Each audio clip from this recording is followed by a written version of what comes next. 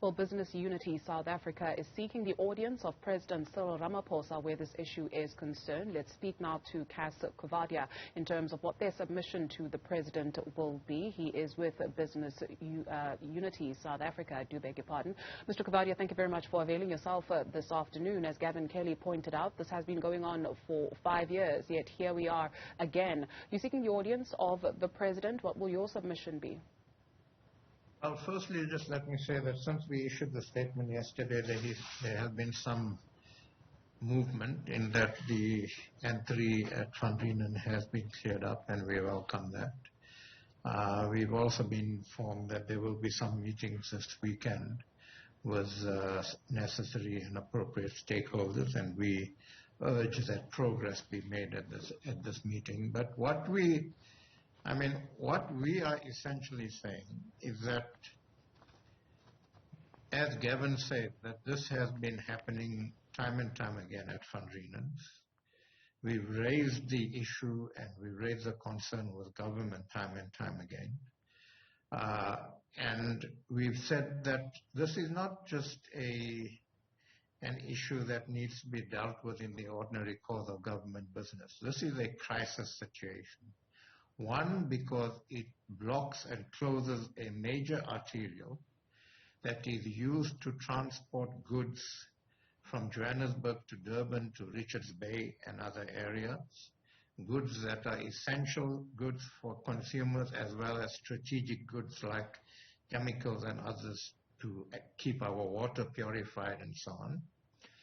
It brings the economy to a halt, or substantially brings it to a halt because of the blockade at a time when we are trying to grow the economy.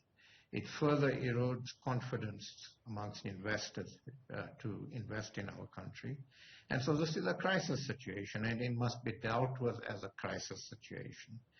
And what all we are saying, and what we will tell the President as and when we meet, but we will see what happens this weekend in the meetings that are taking place. What we are saying is that we need to pull together a crack team to, one, deal with this in a couple of ways. One is to ensure that people who do this are brought to book. There are consequences for this. Secondly, to see how government can use its intelligence services to try and determine exactly who is responsible so that you can preempt these sorts of occurrences. And thirdly, to work with the private sector and others to see how we can actually ensure that these things don't happen. And so we just need to treat it with the urgency it deserves and the urgency it needs, and that's what we're actually calling for. You speak of consequences and people being brought to book, and you speak of government finding who is responsible here. Do you perceive that there's more to it than that which meets the eye in terms of what has been put forward, and that being that people are protesting against the employment of foreign nationals? Do you believe it's more sinister than that? Well, I don't have any evidence related to that, but we've seen what's happened in our country since July last year. We see the ongoing sort of politics being played out in various ways. The President in July actually said that he thinks that was an insurrection. I tended to agree with that there were certainly forces at play that acted in a way that actually enabled what happened in July to happen. And one has to ask whether those forces are still at play. One has to ask whether some of these occurrences are part of the political contestation that is happening currently. But whatever the case is, one has to begin to understand it better, certainly from a government's point of view, so that one can actually preempt these things and take action against them. But the grievances of the truck drivers and so on obviously need to be addressed. Government needs to engage them. Government needs to engage businesses and find out why businesses, for instance, are employing foreigners and not local people. We live in a country where unemployment is very high. So employers will take on people who work for their businesses and work for their business models. And we need to understand that, and we need to get together to see how we address this. But whether there are other forces at play, I'm just saying that since July last year, there have been forces at play, and one can't discount that.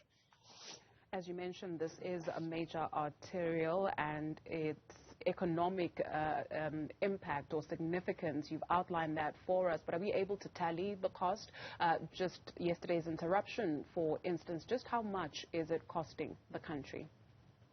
Well, I mean, yesterday's interruption, we don't know. It's obviously too soon to tell, but the previous blockades and so on have cost the country in the hundreds of millions. And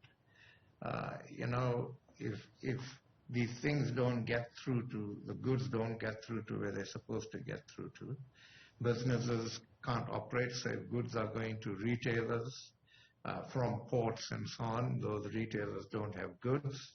Their businesses are affected as a result of that. Consumers suffer because the goods aren't available. If chemicals are being transported and those chemicals are being used for water purification, that has an impact on consumers and on business generally. So the economic impact is severe, and we've seen in the past that it's gone into hundreds of millions of rand, and I'm sure the impact of the block. Look, yesterday was a public holiday, but there were lots of trucks would have gone through on that road because the trucks continue to travel on public holidays, and goods that should have gotten to Durban and from Durban to Johannesburg didn't reach us. And that will have a knock-on impact in the next period as far as business is concerned. It's been 5 years of this issue. What happens if we're sitting here again next year at the same time talking about the same issue?